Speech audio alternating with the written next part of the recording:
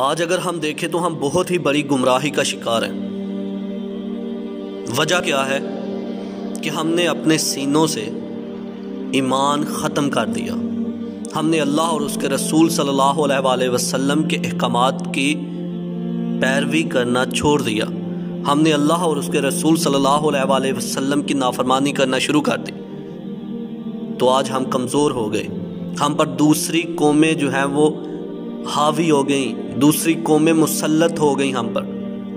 اور اللہ تعالیٰ فرماتا ہے کہ اے ایمان والو، جب تمہارا ایمان جاتا رہے گا، جب تمہارا ایمان کمزور ہو جائے گا تو میں دوسری قومیں تم پر مسلط کر دوں گا۔ تو آج دیکھیں نا ذرا ہمارا ملک پاکستان کس قدر تباہی کا شکار ہو گیا ہوا ہے، بحران فتنہ پھیل گیا ہوا ہے۔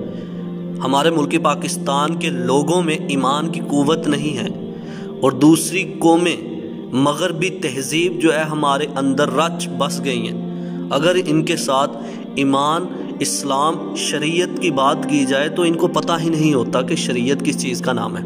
ہماری نوجوان نسل کو دیکھیں، اسلام کا پتہ ہی نہیں ہے ان کو۔ اللہ تعالیٰ قرآن پاک کے اندر فرماتا ہے کہ جس طرح کی عوام ہوگی اسی طرح کا اس کا حکمران ہوگا۔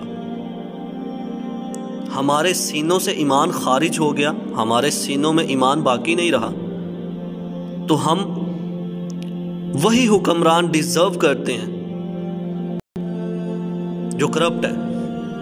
اور آج ملک پاکستان کو دیکھیں، ہر ایک ادارے میں کرپشن ہو رہی ہے، ہر چھوٹے سے چھوٹے ادارے میں کرپشن ہو رہی ہے۔ وجہ کیا ہے؟ ہمارے سینوں میں ایمان نہیں رہا۔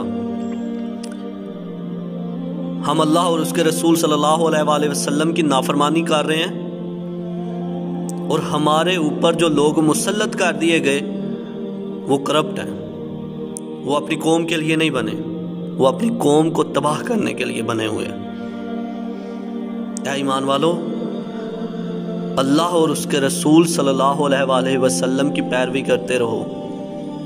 اللہ اور اس کے رسول صلی اللہ علیہ وآلہ وسلم کے احکامات کی پیروی کرتے رہو، تو تم دنیا میں بھی اور آخرت میں بھی کامیاب ہو جاؤ گے۔ جو اللہ اور اس کے رسول صلی اللہ علیہ وآلہ وسلم کے احکامات سے بھاگا، نہ وہ دنیا میں کامیاب ہے اور نہ ہی آخرت میں۔